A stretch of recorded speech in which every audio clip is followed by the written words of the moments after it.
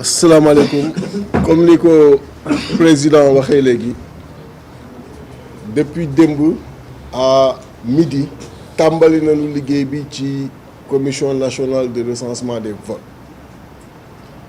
yéen ñëpp dégg ngeen coow li ni mu tàmbalee ak li nga xam ni ñoom loolu la ñu commencé di wax parce que yéen a ngi dégg 82 la ñu am ñun ñu am 80 yeneen ak yeneen. mais bi ñu fiy mujj def conférence de presse ci biir wax ji waxoon nañ leen ni ñoo ngi dégg ni am na ay corrections yu ñu bëgg def dans certains départements pour mën relever seeni taux ci département yooyu pour mën rattraper gap bi ci proportionnel bi parce que dama leen waxoon suñu estimation c'est 28 ci proportionnel bi 55 la ñu am ci département yi et que ñoo ngi def ay manœuvres pour mën a dans certains départements changer loolu parce que proportionnel qu'on changer loo jox sa bopp rek changer dindi ko ci keneen et bi ñu demee démb tàmbali liggéey bi ba tey jii nii ñu continuer ko surtout tey dañoo intéressé wu ci bureau de vote yu bare gis ngeen ñu ni Podor ay 91 000 voix lañ fa am. Matam ay 65 000 voix là où l'opposition nu jox leen ay miettes alors que yéen ñëpp suivre ngeen évolution politique bu Sénégal gis ngeen rien que Ousmane en 2019 dans ces zones-là am na xam ne am na fa plus de 16% waxuma la coalition bi intercoalition bi nga bëgg leen jox beaucoup moins que ça xam nga loolu mënul sax jàll ci xel. moo tax on s'est intéressé particulièrement ci 4 départements yi muy Podor di Ranérou di Matam di Kanel et yi ñu fa gis dafa yéeme parce que ay écarts yu extraordinaire nga fay gis da ngay gis ñu jox benn bureau de vote 250 jël wàllu 3 jox Yewwi Askan Wi 4. xam ngeen ni loolu mënul ne mais comme ñun li ñuy wax dañ koy bëgg toujours teg ci li nga xam ni suba daanu mën taxaw jàkkaarloo encore ak sénégalais yi mën leen kawan moo tax bi ñu duggee ci biir kees yi danoo jël bu nekk ñu relever irrégularité bi ban type la wax également ban bureau de vote la ban lieu de vote la ak ban commune la. d'ailleurs benn instant sax bëggoon nañu photo ko pour bu ñu ñëwee mën ko présenter mais ci lañu président bu commission nationale bi ni photo mënu ko mënul permettre photographie mënul permettre photocopie et que à la limite on peut consulter comme on veut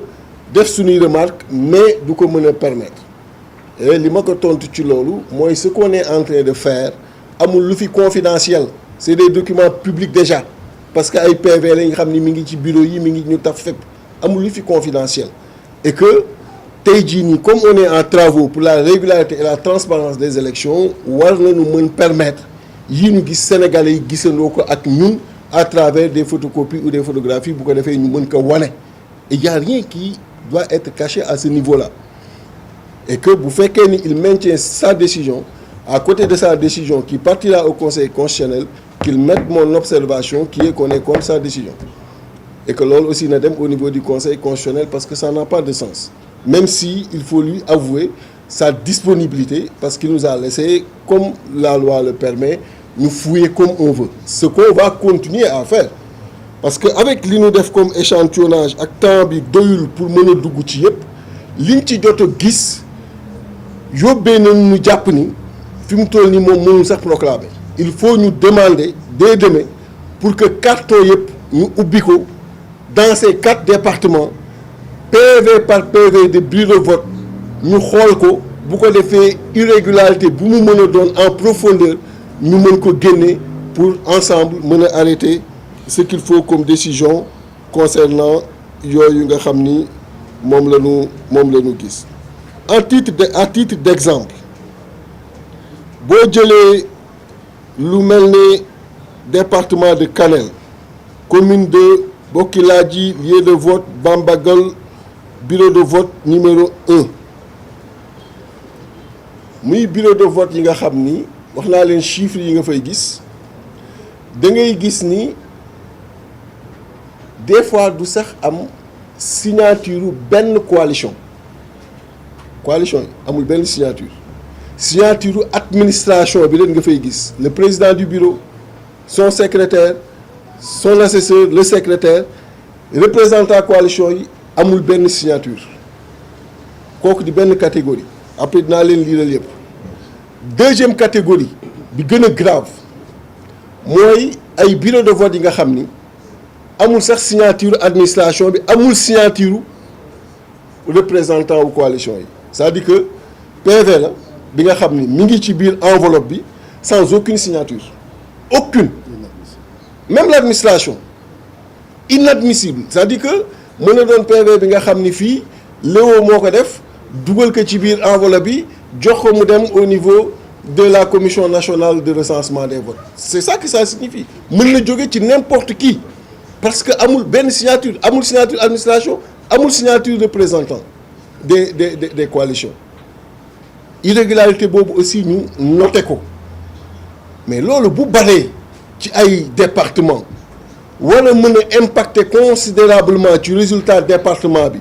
war a impacter ci seen part ci liste proportionnelle bi mais là mooy la correction dont on parle parce que loolu moo leen di permettre ay 90 000 yi nga xam ni tegoo ko fenn 65 000 yi nga xam ni tegoo ko fenn ak leneen ak leneen nga ni j'ai plus de 120 000 130 000 yu ma jël voix yu ma tegul fenn c'est ça qui te donne 2 députés de plus sur la proportionnelle et qui diminue 2 députés de la proportionnelle pour l'intercoalition Yewwi Wallu. Donc c'est cet exercice-là. Et j'ai lu un bureau de vote tout à l'heure, mais je vais vous lire yi ñu gis yëpp yi nga xam ni ci type d'irrégularité yooyu nga ci noté.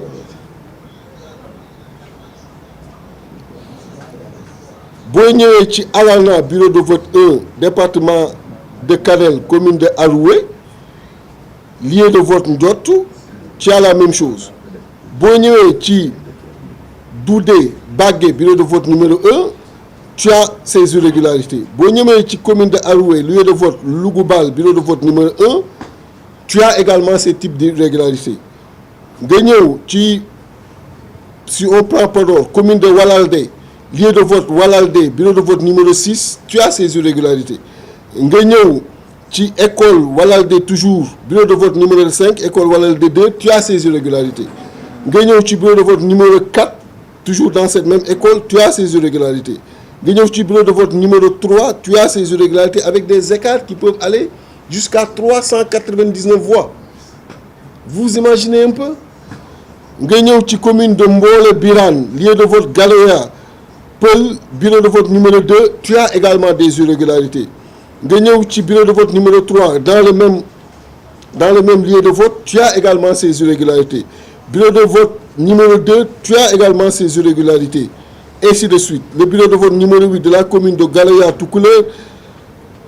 tu as également ces irrégularités le bureau de vote numéro 1 commune de Mbolo Birane Tilamol Diabanabé tu as également ces irrégularités commune Mbolo Birane lieu de vote Tilouki bureau de vote numéro 1 tu as également des irrégularités Doumgalao tu as également des irrégularités sur Seralbé bureau de vote numéro 2 y en a vraiment énormément ça peut me prendre toute la soirée à vous lister ces irrégularités là et c'est pas exhaustif parce que vous savez que carton yi fees na daanaka salle bi bu fekkee dama leen bëggoon dajale ñoom ñëpp dans ces départements là et mënoo di leen ubbi benn par benn mais ku gis lii war na mën a yóbbee nga ni finalement on demande au président de la commission bu ko defee ñu suspendre publication résultat yi mu prévoir demain 17h pour nous permettre à l'intercoalition ñu ubbi bureau de vote par bureau de vote bu bëggee sax mu doon séance publique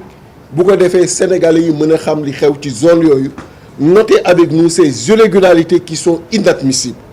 parce que une irrégularité bi nga xam ni day toucher un PV sans aucune signature ni de l'administration ni des représentants de coalition kooku c'est inadmissible ñu koy valider li nga xam ne administration rek moo signé amul aucune coalition c'est inadmissible ñu koy signé moo tax tout à l'heure il a confirmé un chiffre parce que ñun dañoo tàmm di leen wax li nga xam ne du dañ on ne joue pas avec les chiffres bi ñu toogee fii à la dernière conférence de presse dañu leen sur les résultats que nous avons au moment où on vous parle ci département yi on est à 55 là où eux ils sont à 57 c'est ce que je vous avais dit ici bi ñuy quitté léegi bi mu defee décompte yi ci ku nekk département ya nga gagné ak la nga fa jël il a confirmé que Yewwi à 39 et Wallu à 16 ça fait exactement pour l'intercoalition 55. Vous voyez que ce chiffre-là il n'a pas bougé et c'est à partir de ce chiffre et des projections yi mu war a joxe ci laa leen yóbbuwoon ci 28 et ce sont ces 28 là à partir de Podor de Matam de Kanel de Ranérou avec ces scores qu'ils ont sortis et qui sont sur les PV départementaux. C'est à travers ces 4 départements qu'ils sont en train de faire la correction parce que le chiffre bi ñu fay am day donne un nombre de députés sur la proportionnelle qu'ils vont s'attribuer pour nous les arracher ces députés-là c'est ça moo tax comme noté nañu irrégularité yi te ce sont ces irrégularités qui font que à Podor nga am 91 000 qui font que à Matam nga am 65 000 est-ce qu'il y a lieu de proclamer ku nekk ci proportionnel bi ñaata nga am moo tax bi ñu demee ba foofu ñu ni que mënagoo wax léegi proportionnel bi tu nous as confirmé sur les listes majoritaires parce qu'on ne badine pas avec les chiffres mais ces irrégularités que nous avons notées si elles doivent être traitées elles vont impacter nécessairement sur la proportionnelle donc la proportionnelle ne peut être lue qu'après traitement de ces irrégularités et la profondeur de ces irrégularités va impacter en profondeur sur la répartition ci liste nationale bi et voilà mais demain inchallah on va demander que ñu ubbi carton yëpp ubbi bureau de vote yëpp bu ko defee jël temps chaque bureau de vote bu bëggee mu doon sax séance publique ñu taxaw si ku nekk gis la nga ca gis luñ ciy valider ñu valider ko avant que muy dem au niveau du conseil constitutionnel parce que ñoom ils ont la possibilité de supprimer des bureaux de vote mais ils n'ont pas la possibilité de supprimer un scrutin dans un département ou bien de reprendre le vote ça c'est de la compétence du conseil constitutionnel donc voilà en résumé li nga xam ni moom lañ fa liggéey ak lañ fa gis lan fa wax ak li nga xam ni moom lañ fa nar a continuer parce que Sénégalais yi mënuñu mobiliser voter pour ñun ba pare par d'autres voies tey jii Macky Sall bëgg ko récupérer d'autant plus que boo defee même ci daw ñoom ñu génne ko boo defee le cumul en absolu des suffrages de Yewwi plus Wallu on est devant eux on est devant Benno Bokk Yaakaar même ci seen yi ñuy dawal ñoom même ci seen yi ñuy dawal attribué wu 82 jox ñu 80 en absolu maanaam ñi woteel Yewwi nga boole ko ak ñi woteel Wallu nga totaliser ko en nombre de voix on est devant Benno Bokk Yaakaar on est devant Benno Bokk Yaakaar donc la majorité ñoo ko yor on les a renvoyés à l'opposition parlementaire qu'ils l'acceptent mais la correction qu'ils veulent faire aujourd'hui est inacceptable donc voilà ce que je voulais dire monsieur le président ci li nga xam ni moom la ñu gis affaire bi bari na mais toog fii di leen limal lu dul jeex amul njariñ c'était à titre d'exemple que ñu jox leen ci yenn yi mais li ngeen mën a retenir mooy demain le travail va se poursuivre et pour nous il est important que ñu ubbi kees yëpp même si encore une fois on salue la disponibilité du président de la commission mais on récuse sa décision de ne pas laisser à la coalition la possibilité de photographier ou de photocopier ces irrégularités pour que opinion bi mën a gis ak ñun li nga xam ni moo fa xew ñu leen di gërëm di leen sant jërëjëf